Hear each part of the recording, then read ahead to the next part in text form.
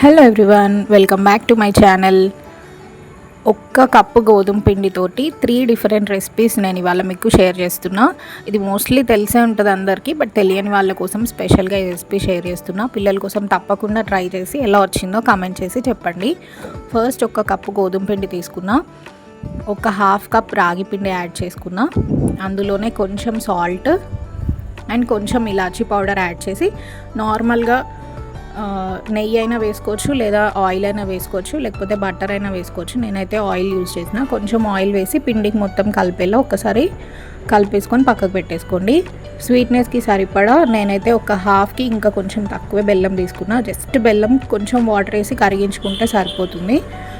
ఈ కరిగించుకున్న బెల్లంని టీ స్ట్రైనర్తో వడగట్టేసుకొని మనం ఆల్రెడీ కలిపి పెట్టుకున్న గోధుమ పిండి అండ్ రాగి పిండిలోకి ఈ కరిగించుకున్న బెల్లం యాడ్ చేసేసుకొని ఒకసారి పిండి మొత్తం కలిపేసుకొని అవసరమైతే కొంచెం వాటర్ యాడ్ చేసి చపాతీ పిండిలా కలిపేసుకొని ఒక 10 మినిట్స్ పక్కకు పెట్టేసుకోవాలి.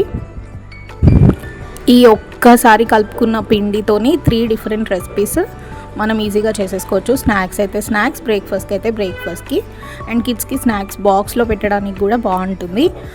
ఫస్ట్ రెసిపీ వచ్చేసి నార్మల్గా చపాతీ మడతలు వేసుకొని మనం నెయ్యి మధ్యలో రాసుకొని మడతలు వేసుకొని చేసుకుంటాం కదా, అలా చపాతీ, లేకపోతే పూరీ చేసుకున్న చాలా బాగుంటుంది, స్వీట్ పూరీ, అండ్ కిడ్స్ కూడా చాలా ఇష్టంగా తింటారు.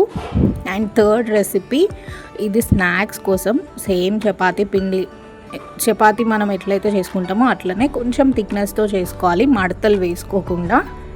చిన్న చిన్న బిస్కెట్స్ లాగా కట్ చేసుకోవడమే నచ్చిన షేప్లో, అండ్ ఆయిల్లో డీప్ ఫ్రై చేసేసుకొని ఎయిర్ టైట్ కంటైనర్లో స్టోర్ చేసుకొని పెట్టుకుంటే చాలా బాగుంటుంది. మైదాతో చేసిన దానికన్నా చాలా హెల్దీ, కాకపోతే మైదాతో మనకు కొంచెం క్రిస్పీగా వస్తుంది. అంత క్రిస్పీనెస్ ఈ గోధుమ పిండితో రాకపోవచ్చు, కానీ మైదా కన్నా కూడా చాలా హెల్దీ.